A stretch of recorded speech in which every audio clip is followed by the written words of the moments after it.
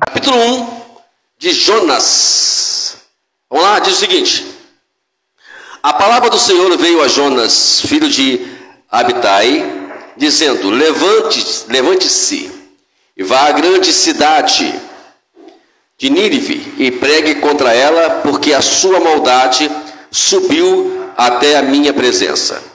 Jonas se levantou, mas para fugir da presença do Senhor, para Tarsis. Desceu a Jope e encontrou um navio que ia para Tarsis. Pagou a passagem e embarcou no navio para ir com eles para Tarsis, para longe da presença do Senhor.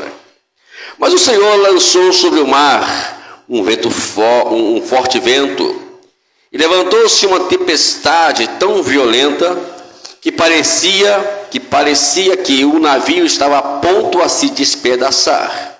Então os marinheiros ficaram com medo e clamaram cada um ao seu Deus. Lançaram no mar a carga que estava no navio, para que ficasse mais leve. Jonas, porém, havia descido no porão do navio, e havia se deitado e dormia profundamente. O capitão do navio se aproximou de Jonas e lhe disse: o que está acontecendo com você? Agarrado no sono? Levante-se, invoque o seu Deus. Talvez assim esse Deus se lembre de nós, para que não pereçamos. Os marinheiros diziam uns aos outros: vamos lançar sortes para descobrir quem é o culpado deste mal que caiu sobre nós. Lançaram sortes, e a sorte caiu sobre Jonas. Então lhes disseram: agora nos diga, quem é o culpado para este mal que nos aconteceu? Qual é a sua ocupação? De onde você vem? Qual a sua terra? E de que povo você é? Jonas respondeu: eu sou hebreu e temo o Senhor, o Deus do céu, que fez o mar e a terra. Então os homens ficaram com muito medo e lhe perguntaram: o que é isso que você fez? Porque aqueles homens sabiam que Jonas estava fugindo da presença do Senhor, porque eles haviam contado. Então lhe perguntaram: o que devemos fazer com você para que o mar se acalme? Disseram isso porque o mar ia se tornando cada vez mais tempestuoso. Jonas respondeu: pegue-se e me lance no mar. Então o mar ficará calmo, porque eu sei que por minha causa esta grande tempestade caiu sobre vocês. Em vez disso, os homens remavam, esforçando-se para alcançar a terra, mas não podiam, porque o mar ia se tornando cada vez mais tempestuoso contra eles. Então clamaram ao Senhor, disseram: ah, Senhor, rogamos-te que não nos deixe perecer por causa da vida deste homem. Não faças cair sobre nós este sangue inocente, porque tu, Senhor, fizeste o que foi teu agrado. Em seguida, os marinheiros pegaram Jonas e o lançaram no mar, e a fúria do mar se acalmou.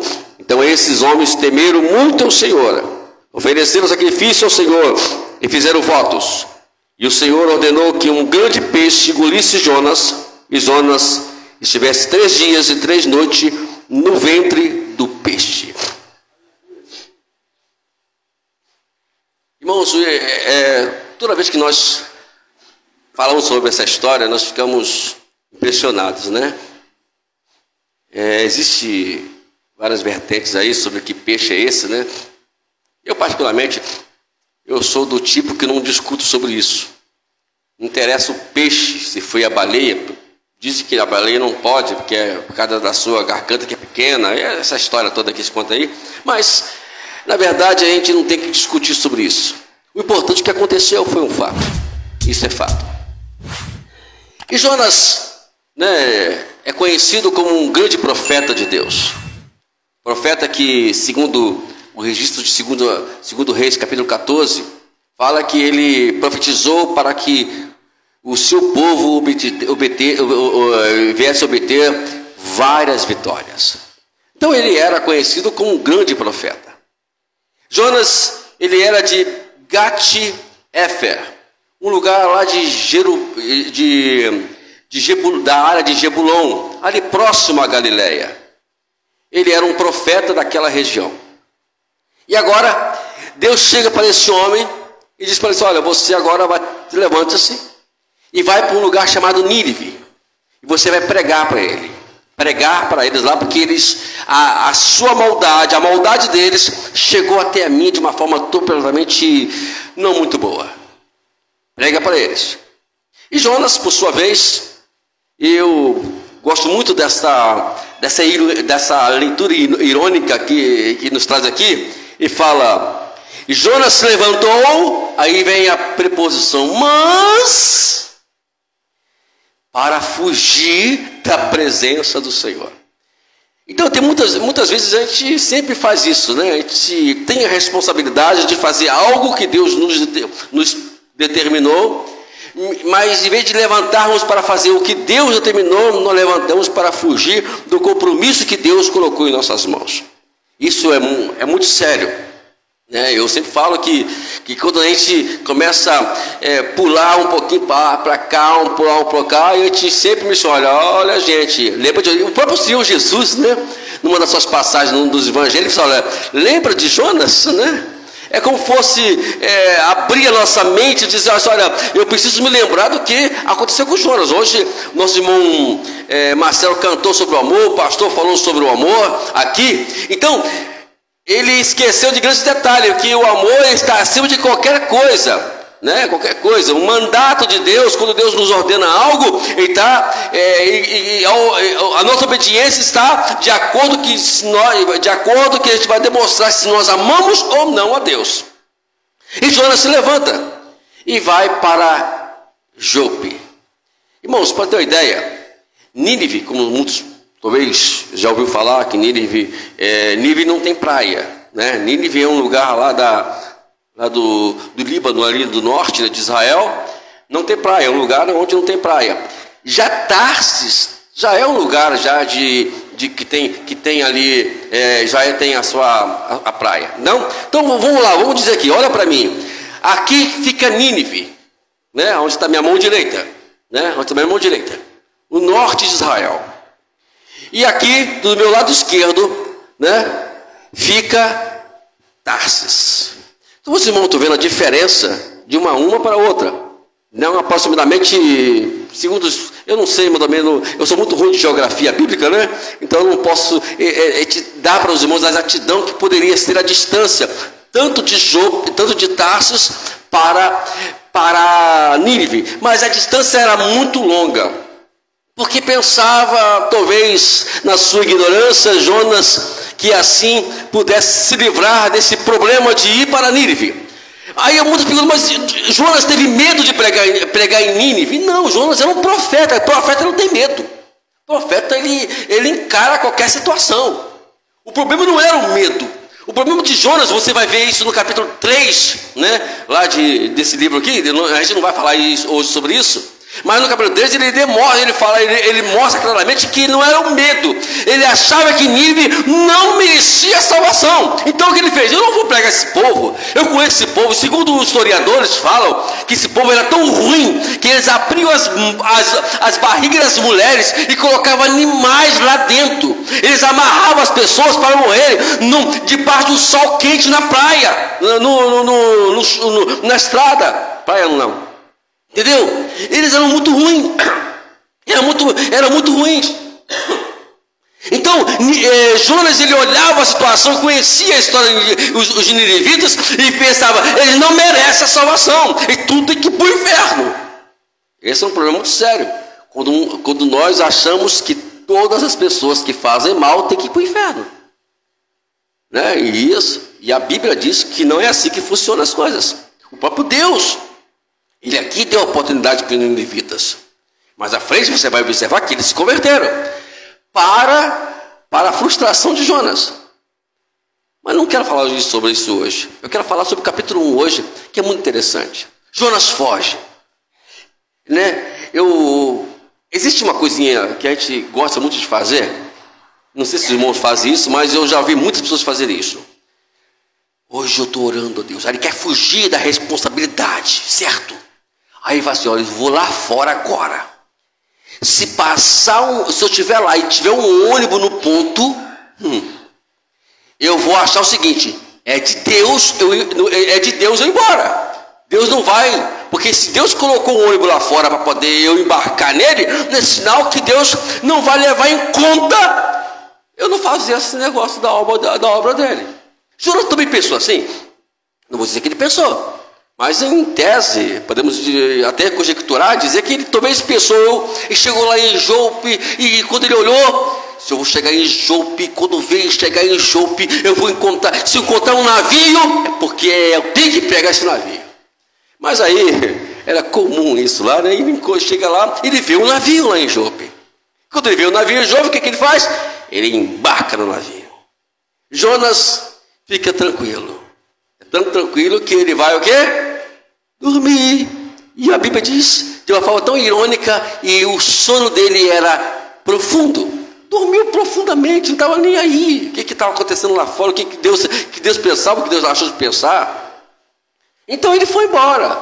Só que no percurso, Deus, ele vai intervir na situação. Irmãos, uma coisa que nós nunca devemos fugir, ou nós nunca vamos fugir. Essa é uma realidade. É que da soberania de Deus. Eu preguei aqui uma vez sobre isso aqui, os irmãos vão lembrar, né? Nós pregamos aqui sobre isso aqui. Então, tem uma coisa que nós não fugimos. Aí as pessoas começam, sabe, a criar uma ideia de livre-arbítrio. Jonas teve o livre-arbítrio de escolher o que ele não queria, ir para Nínive.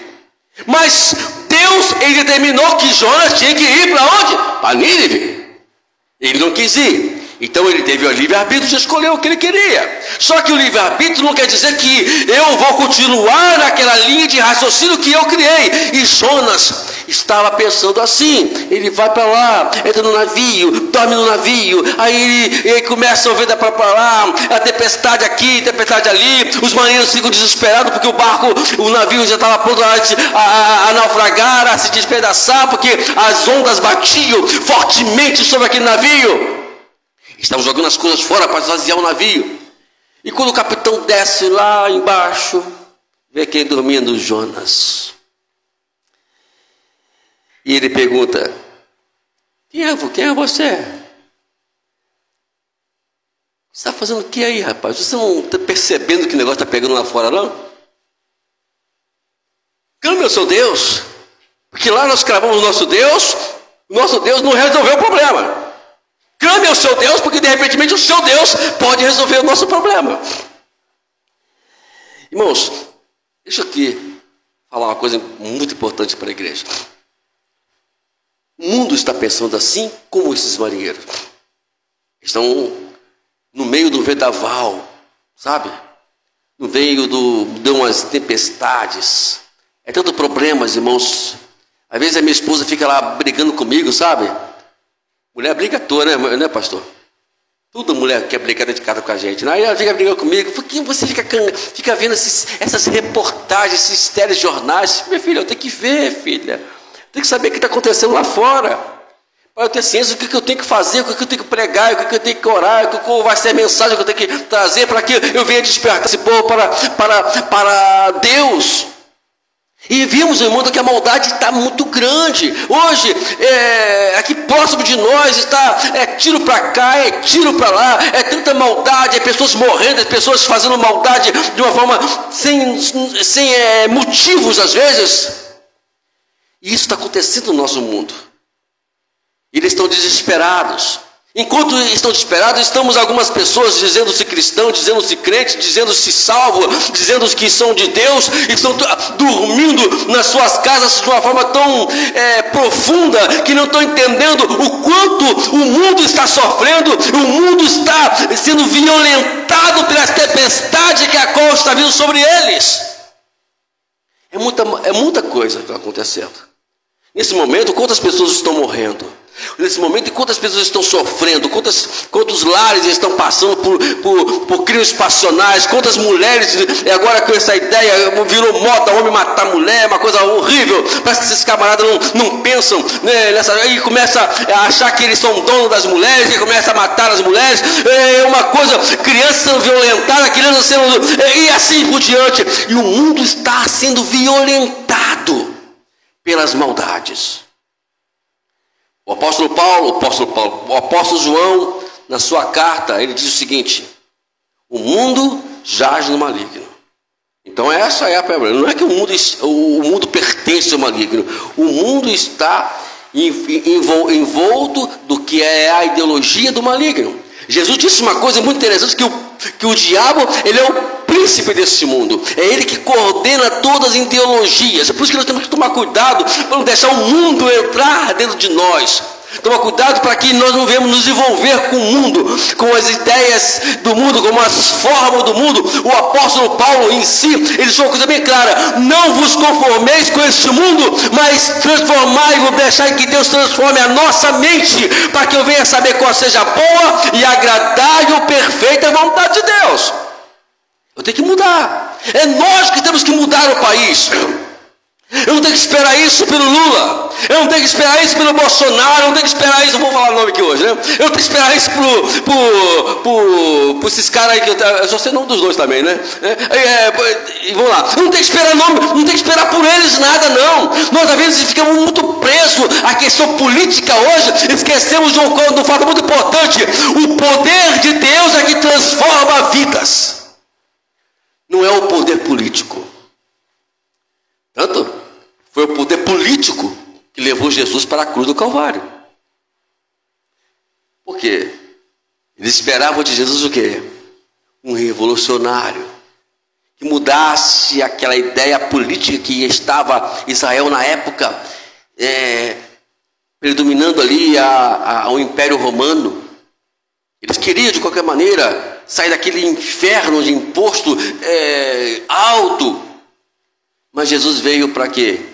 Para poder entrar nos corações das pessoas. O que muda, irmãos, não é a política. O que muda é um coração que tem Deus. O que está faltando hoje? O que faltou em Jonas aqui é justamente isso.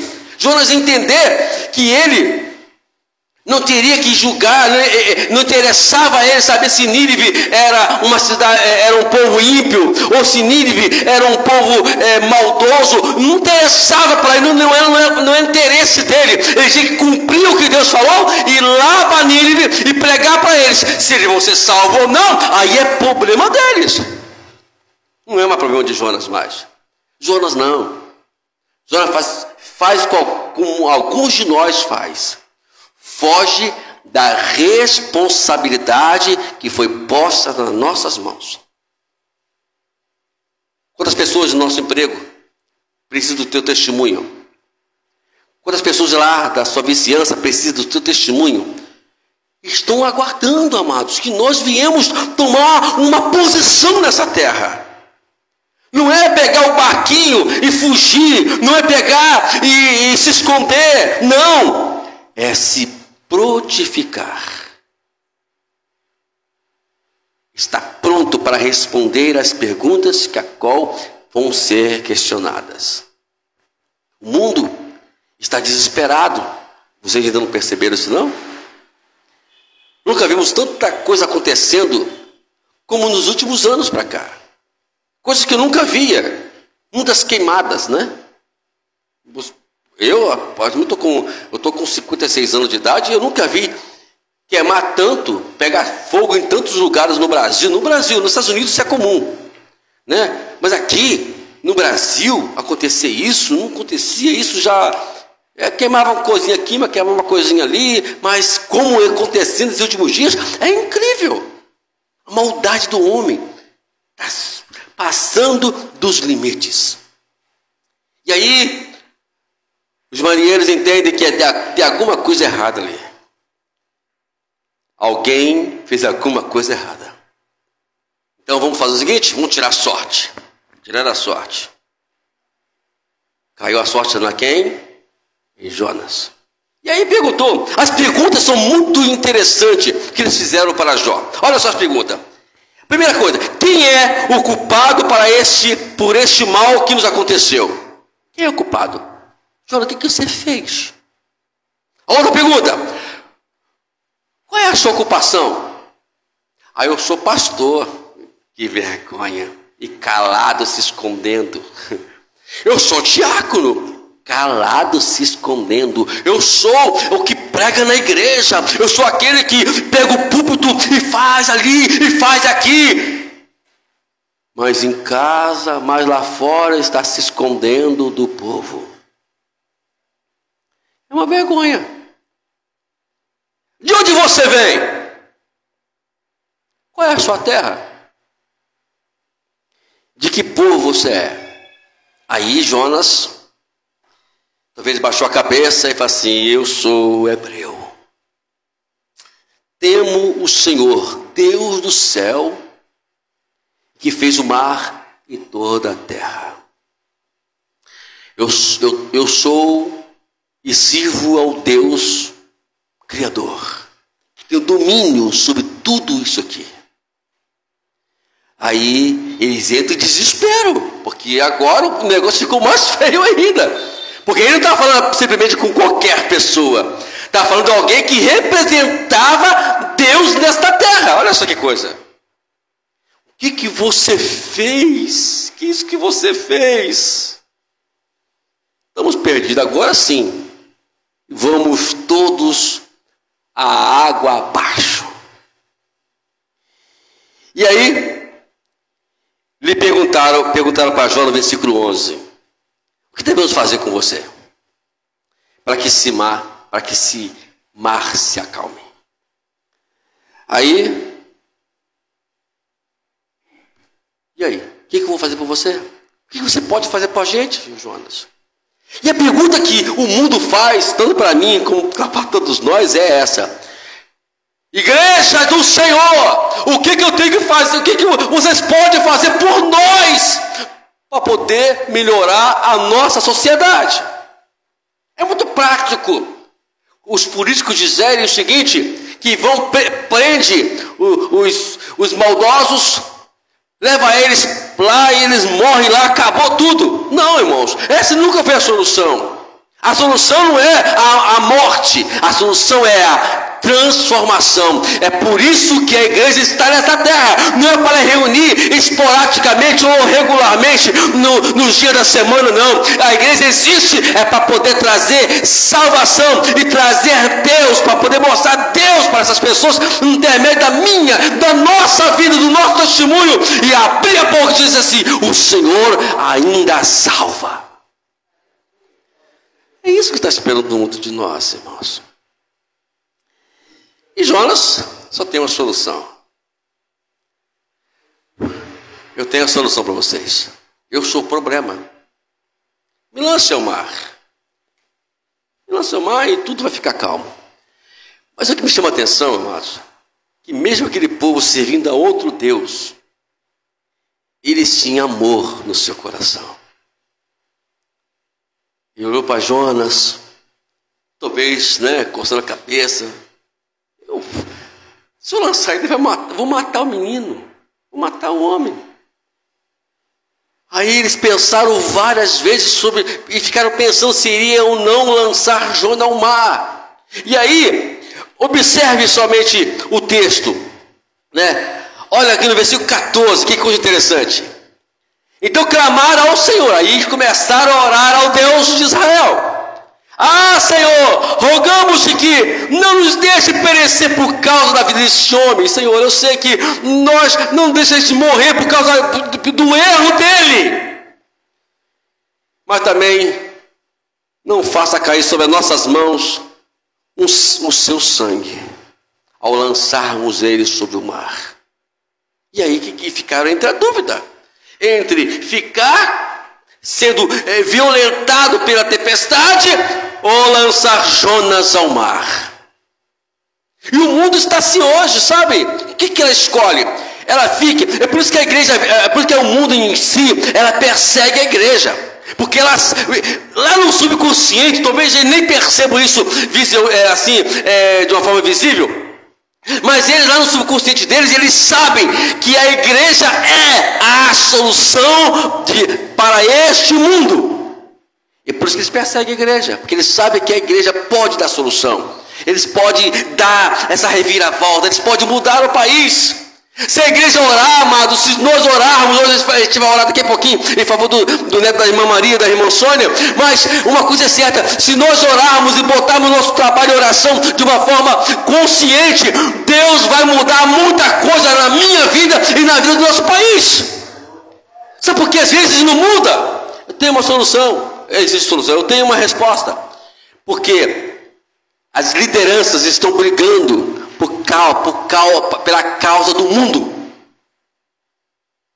Enquanto algumas lideranças estiverem brigando pela causa deste mundo, a igreja não vai ser igreja. Igreja não foi criada para brigar. Ela foi criada para viver em função do reino de Deus. O reino de Deus é Deus reinando esta terra, intermédio da igreja. Mas a igreja, em alguns casos, não está permitindo que Deus reine sobre esta terra. E aí quem vai prevalecer é o inimigo, Satanás. Ele vai aproveitar, amados. Vocês pensam que Satanás ele é bobinho? Ele é muito esperto do que nós imaginamos. E aí fala que eles fizeram e jogaram Jonas ao mar. E depois disso, ao jogarem Jonas ao mar, o mar se acalmou, a tempestade se foi. Jonas foi engolido por um peixe, e passou 3 dias e passou 3 noites dentro daquele peixe. Aí nós temos aí o capítulo 2, que descreve o que Jonas conversou com Deus lá dentro do peixe. Nós não vamos falar aqui sobre isso. Mas o que eu quero falar para os irmãos aqui hoje é simplesmente isso. Não deixe os marinheiros acordar vocês. Que com um dia, se alguém acordar vocês, pode ter certeza absoluta, é porque vocês estão dormindo. E ele vai acordar vocês, e a única solução após acordar é entrar dentro de um peixe. Os irmãos, imaginaram como foi desconfortante, em muitos casos, em muitas áreas, né? Primeiramente o mau cheiro, né? Lá dentro estava cheirando mal. E fora que você não teve mais o conforto, né? De sentar, o peixe pulava e você ia para cá. Aí o peixe ia para lá, o Jonas ia para lá, o Jonas ia para trás, o Jonas ia para frente. Mas uma coisa interessante é que mesmo assim, dentro do peixe, de uma forma desconfortante, Jonas entendeu que ele precisava da responsabilidade que Deus colocou nas suas mãos. Não permita que os marinheiros acordem vocês, ou nos acorde, porque se ele acordar, é porque nós estamos numa situação totalmente crítica diante de Deus. É sinal que eu estou fugindo da presença do Senhor. É sinal que estamos fugindo das responsabilidades que Deus colocou em nossas mãos. É sinal que eu estou sendo irresponsável por aquilo que Deus designou para fazer nessa terra. Quando ele acordar, vai acontecer isso. É porque está acontecendo isso. Vamos despertar. Não vamos seguir o exemplo de Jonas. Vamos subir até Nínive. Eu sei que são maldosos. Eu sei que eles têm sangue no olho para matar. Não tem piedade. Mas Deus mandou ir por todo mundo, pregar o evangelho e pregar a toda criatura, independente quem seja ele, quem ele é e qual é a maldade que ele faz. Mas Deus mandou. e pregar o evangelho a toda a criatura. Quem crer será salvo, e quem não crer vai ser condenado. Deus nos deu esta obrigação. Paulo, ele disse: ai de mim de não pregar o evangelho. Ai de mim. Não é que ele está falando assim: olha, quem sou eu? Paulo disse lá em 2 Coríntios, capítulo 5, versículo 14, o amor de Deus me constrange. Gente, irmãos, entenda uma coisa, o amor de Deus, o constranger quer dizer o seguinte: ele me deixa, sabe, sem graça de dizer não para ele. É como o nosso irmão Marcelo falou aqui com muita propriedade: quem ama a Deus, ele nunca vai rejeitar, de hipótese alguma, falar do amor dele aí fora. Jesus disse uma coisa: vós sereis meus discípulos se amardes uns aos outros. Não é simplesmente dizer que eu sou discípulo de Cristo e ficar adormecido no porão de algum navio ou de algum barco, assim, simbolicamente falando.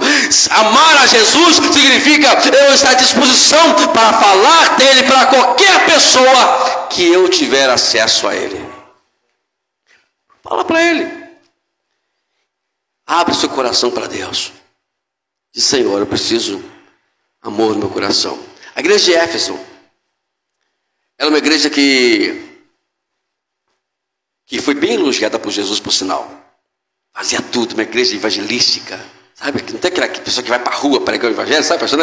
Vai para a igreja, vai para a rua, faz caminhar, faz carreata, entrega folheto, prega o evangelho, fala de Jesus em todo lugar possível que for, fala de Jesus, vai entregar quentinha, faz tudo de bom. A igreja de Éfeso era assim. Não queria que pareça. Eu conheço as tuas obras, Jesus falou. Eu sei que vocês são 10 em obras. Mas falta algo em vocês. Vocês não têm amor. Aí talvez vocês me olhem que agora é um pouco meio surpreso, né? Pastor, pode alguém fazer a obra de Deus sem amor? Tem muitos que fazem assim. Porque alguns acham que as obras, ela vai prevalecer. Não é assim que funciona a Bíblia. As obras têm que ser consequência do amor. E não o amor ser consequência das obras. É muito engano aí fora. E assim era Éfeso. Éfeso foi elogiada pelas obras que eles faziam, mas criticada por Jesus porque faltava o amor. Primeiro amor.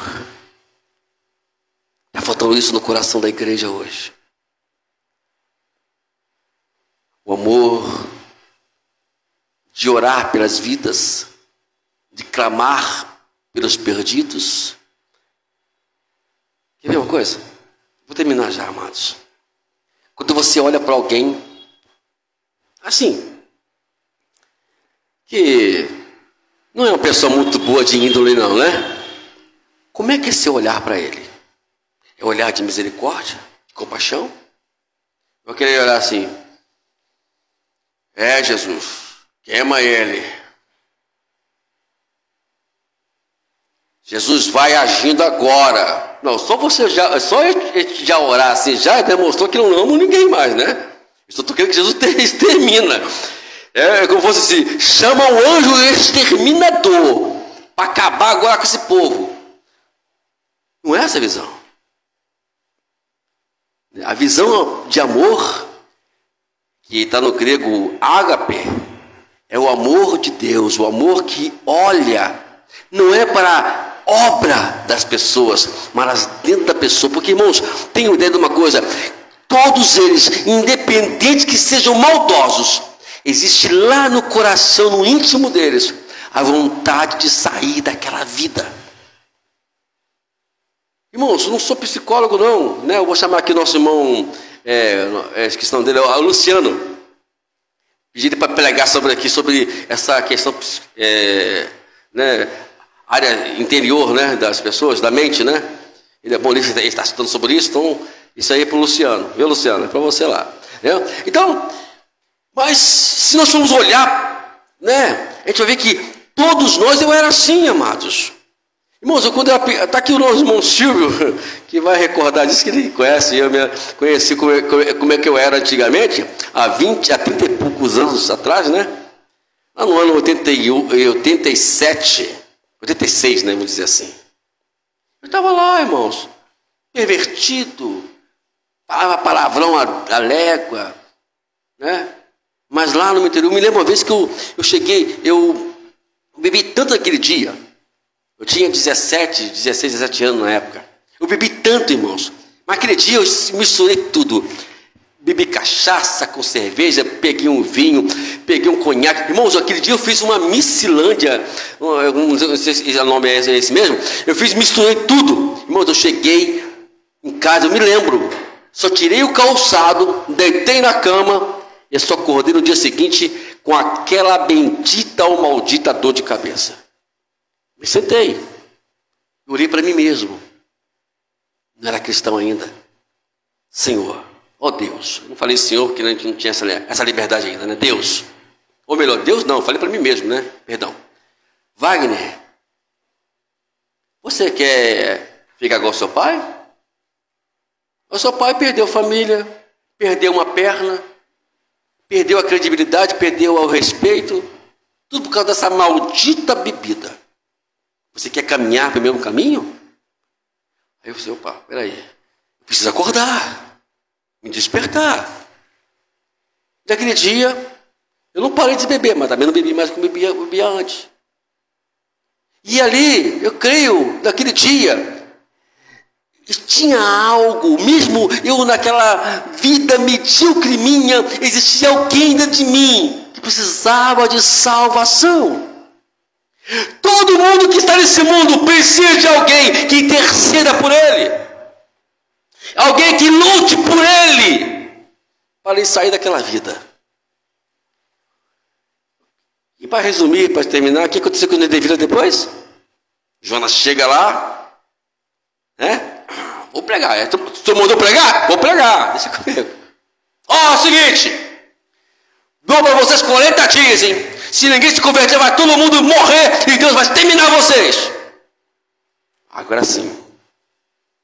Talvez uma pessoa, Senhor, já pode mandar o fogo. Mas espera 40 dias, não manda logo, termina todo mundo. Ao contrário do que Jonas pensava, o rei pegou e decretou um jejum até o animal, até o cachorrinho, até o elefante, seja o que for, ter ele jejuado. Ninguém come hoje. Jejum. E todos os ninevitas se converteram por frustração de Jonas. Aquilo que parece que não, pode ser justamente o que Deus está mandando você lutar por ele. Deixa eu só terminar aqui, para você não ficar frustrado quando você for orar por essa pessoa que você pensou nele agora. Eu sei que você pensou em alguém aqui agora, né? Eu tenho que orar por fulano, Senhor, mas que esse fulano não tem jeito. É essa a mensagem que a gente prega, não tem jeito. Você vai orar por ele ou por ela. Uma pessoa aparentemente não tem jeito. Aí você vai orar por ela, ou por ele, perdão. Ou assim, vice-versa. E aí você vai começar, Senhor, abençoa fulano agora. Eu estou orando para que a libertação de fulano. Aí você vai saber no telefone ou no WhatsApp, seja que eu for, o fulano, ele está se aprofundando mais no pecado. Ele está ficando mais maldoso. Aí você, pô, tá vendo aí? Não tem jeito. É assim que a gente faz. A gente bota a mão na cintura e fala assim, não tem mais jeito. Eu falei para o Senhor que não tinha jeito. Ao contrário. Se ele está se aprofundando no pecado, é porque Deus está dizendo assim, continue orando. Continue orando. Não pare de orar. Porque o diabo quer levá-lo para lá, mas a sua oração vai trazê-lo de volta. É hora de nós acordarmos.